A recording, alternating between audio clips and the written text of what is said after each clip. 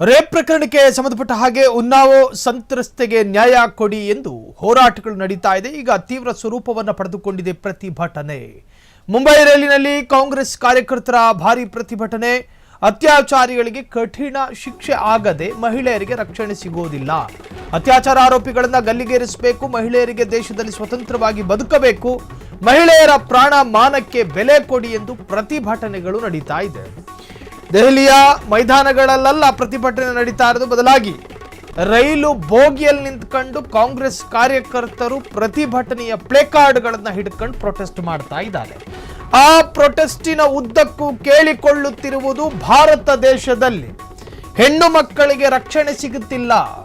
ದಿನಕ್ಕೆ 3 ಲೈಂಗಿಕ ಪೀಡನೆ, ದಿನಕ್ಕೆ 2 ಅತ್ಯಾಚಾರ ಪ್ರಕರಣ ಆಯಾಯ ರಾಜ್ಯಗಳಲ್ಲಿ ದಾಖಲಾಗ್ತಾ ಇದೆ. ಹಾಗಾಗಿ ಹೆಣ್ಣಿಗೆ ರಕ್ಷಣೆ ಸಿಗದ ಹೊರತು ಭಾರತ ರಾಮರಾಜ್ಯ ಆಗೋದಕ್ಕೆ ಸಾಧ್ಯ ಇಲ್ಲ. ಉನ್ನಾವೋ ರೇಪ್ ಪ್ರಕರಣದಲ್ಲಿ ಏನಾಯಿತು? ಆರೋಪಿಗೆ 7 ವರ್ಷ 9 ತಿಂಗಳುಗಳ ಕಾಲ ಉಚ್ಚಾಟಿತ ಬಿಜೆಪಿ ಶಾಸಕ, ಆತ ಜೈಲು ಶಿಕ್ಷೆ ಅನುಭವಿಸಿದ್ದ. ಅದಾದ ನಂತರ ಆತನಿಗೆ ಜಾಮೀನು ಸಿಕ್ಕಿತ್ತು. ಜಾಮೀನು ಸಿಕ್ಕಿ ಸುಪ್ರೀಂ ಕೋರ್ಟ್ ಅದಕ್ಕೆ ತಡೆ ಕೊಟ್ಟಿದೆ. ಮತ್ತೆ ಆ ಜಾಮೀನು ರದ್ದಾಗಿದೆ. ಆದರೆ ಅತ್ಯಾಚಾರಗಳಂತಹ ಸೂಕ್ಷ್ಮ ಪ್ರಕರಣಗಳಲ್ಲಿ ಮತ್ತು ಹೆಣ್ಣು ಮಗಳ ಮಾನ ಪ್ರಾಣದ ವಿಚಾರದಲ್ಲಿ ಆರೋಪಿಗಳಿಗೆ ಅಷ್ಟು ಸಲೀಸಾಗಿ ಮತ್ತು ಸುಲಭವಾಗಿ ಸರಳ ರೂಪದಲ್ಲಿ ಜಾಮೀನು ಸಿಗುತ್ತೆ ಎನ್ನುವುದಾದರೆ ಹೆಣ್ಣಿನ ಮಾನ ಪ್ರಾಣಕ್ಕಿರೋ ಬೆಲೆ ಅಷ್ಟೇನಾ? ದೇಶದಲ್ಲಿ ಹೆಣ್ಣಿನ ಮಾನಕ್ಕೆ ಬೆಲೆ ಇಲ್ವಾ? ಹೆಣ್ಣಿಗೆ ರಕ್ಷಣೆ ಸಿಗಬೇಕು ಅಂದರೆ ರೇಪ್ ರೋಗಿಗಳಿಗೆ ಭಯ ಹುಟ್ಟಬೇಕು. ಭಯ ಹುಟ್ಟಬೇಕು ಅಂದರೆ ಏನು ಮಾಡಬೇಕು?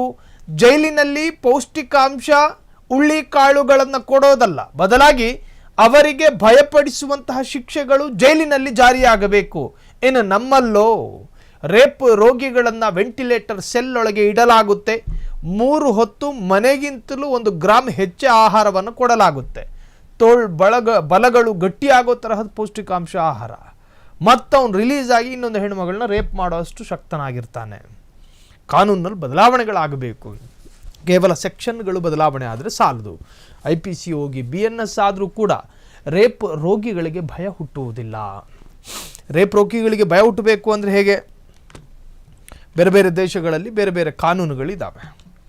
ಅತ್ಯಾಚಾರ ಪ್ರಕರಣದಲ್ಲಿ ಒಬ್ಬ ಆರೋಪಿ ಸಾಬೀತಾಗಿ ಆತ ಅತ್ಯಾಚಾರ ಮಾಡಿ ಸಾಬೀತಾದರೆ ಜನ ನೋಡ್ತಿದ್ದ ಹಾಗೆ ರೋಡಲ್ಲೇ ಗಲ್ಲಿಗೆ ಹಾಕ್ತಾರೆ. ಅಂತಹ ದೇಶಗಳಲ್ಲಿ ರೇಪ್ಗಳಾಗೋದಿಲ್ಲ. ಹೆಣ್ಣಿನ ಪ್ರಾಣ ಮತ್ತು ಹೆಣ್ಣಿನ ಮಾನಕ್ಕೆ ಬೆಲೆ ಇದೆಯಲ್ಲ.